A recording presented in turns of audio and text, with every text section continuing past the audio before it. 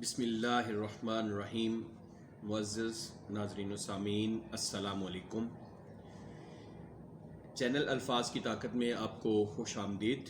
آج ہم اس عظیم الشان کتاب کا مطالعہ کرنے لگے ہیں، اس کا تعارف کرنے لگے ہیں، جس کے الفاظ میں اتنی طاقت تھی کہ اس نے عرب کے بدوؤں کو کیسر و کسریٰ کی بادشاہتیں عطا فرما دی اور پوری دنیا کے تمام بادشاہ ان کی ٹھوکر میں آ گئے اور دنیا ان کے ایک اشارے پر سرنگوں ہو گئی۔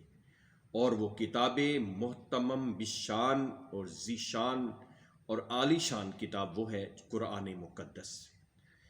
یہ ہم رمضان مبارک کے آمد کے سلسلے میں بھی ہم قرآن پاک کی جو سور مبارک ہیں، ان کی جو صورتیں ہیں، اس کا مختصر تعارف ہم آپ کی اس خدمت میں پیش کریں گے تاکہ آپ کو علم ہو کہ وہ سورہ مبارکہ مکی ہے، مدنی ہے، اس کی آیات مبارکہ کتنی ہیں اور اس میں اللہ تعالیٰ نے کیا مضامین بیان فرمائے ہیں۔ سب سے پہلے ہم جس سورہ مبارکہ کا تعارف آپ کی خدمت میں پیش کرنے لگے ہیں وہ ہے سورہ فاتحہ۔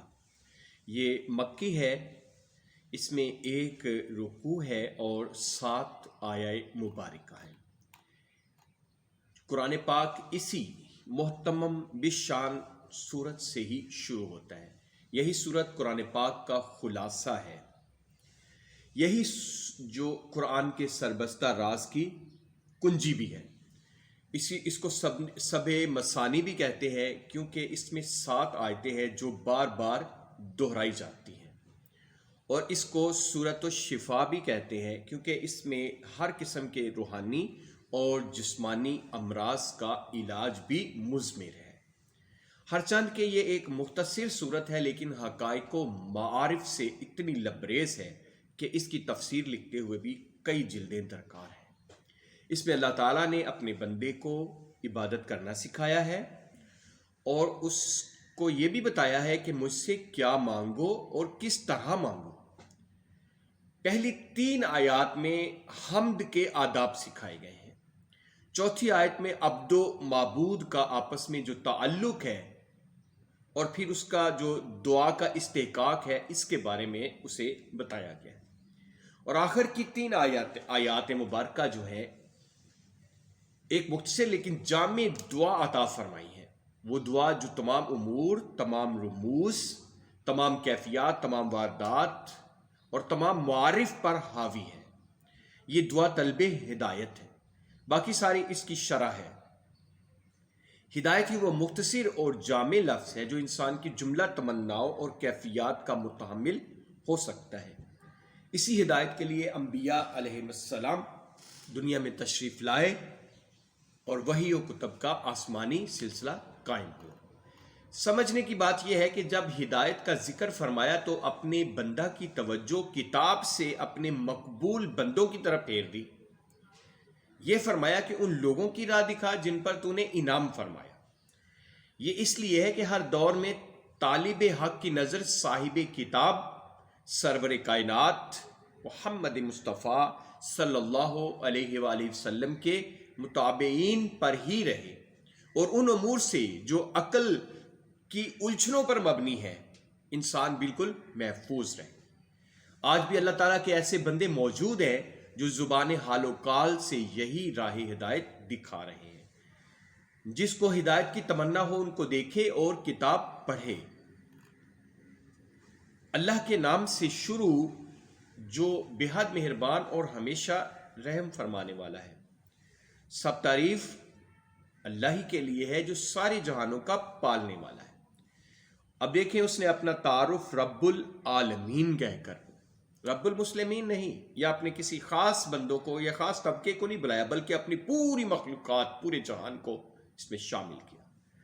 تمام تعریفیں قولی ہوں یا ان کا تعلق فعل سے ہو، حال سے ہو، اللہ ہی کے لیے ہے، اور جو کچھ ہے وہ اس کی شان ربوبیت کا مظہر ہے۔ ہر نعمت اور ہر چیز اور ہر کیفیت کا عطا کرنے والا وہی ہے، خواہ بلا واسطہ عطا فرمائے یا بالواسطہ۔ بے حد مہربان ہے، نہایت رحم والا ہے، جو تعلق خالق و مخلوق سے ہے وہ رحمان میں ہے، اور جو مخصوص محبت کرنے والوں سے ہے وہ رحیم میں مضمر ہے۔ رحمان دنیا میں اور رحیم آخرت میں، ہر دو صیغے مبالغے پر دال ہے۔ ہر وہ جگہ اس کی رحمت کار فرما ہے جس کا ہم تصور بھی کر سکتے ہیں، اور اس کی رحمت سے مایوس ہونا کفر ہے۔ وہی روز جزا کا مالک ہے، تجلیات کے دن کا مالک ہے۔ لمن الملک اليوم للہ الواحد القہار، اسی دن کے لیے ہے، وہاں صرف اللہ ہی اللہ ہے، صرف اسی کی بادشاہت ہے۔ اے اللہ، ہم تیری ہی بندگی کرتے ہیں اور تجھ ہی سے مدد چاہتے ہیں۔ تو ہمارا رب ہے، ہم تیرے بندے ہیں، تیرے فرما بردار ہیں، تیری مدد کے خواستگار ہیں۔ ہم نہ کارا ہیں نہ کم میں ہیں، لیکن تو ہمیں سب کچھ عطا فرما سکتا ہے۔ اللہ کی رحمانیت اور رحیمیت کو دیکھو کہ بندے کو سکھا رہا ہے کہ تجھ اطلاع کہ ہم تیری عبادت کرتے ہیں۔ اپنی قابلیت ایمان کو بتلا، اسی کو تقویت دے۔ دونوں نعبدو اور نستعین کیا صلہ مانگ، یہ مانگ کہ ہم کو سیدھی راہ دکھا اور اس کے پر چلا بھی، یعنی اپنی ذات کی محبت عطا فرما، اور مشاہدے سے ہمیں مشرف رکھ۔ اقوال، اعمال، احوال ہر ایک میں اسی سیدھی راہ پر قائم رکھ کہ ہم تیری نعمت پانے کے بعد کہیں غضب میں نہ پڑ جائیں۔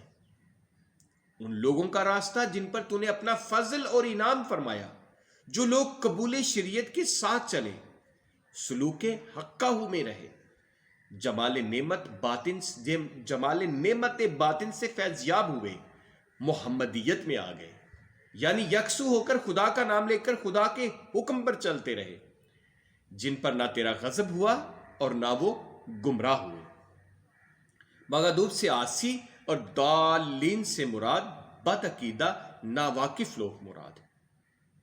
آمین دل سے کہنا ہے، اسی لیے تحریر میں نہیں آیا۔ آج ہم نے مختصر طور پر سورہ بقرہ کا تعارف آپ کی خدمت میں پیش کیا۔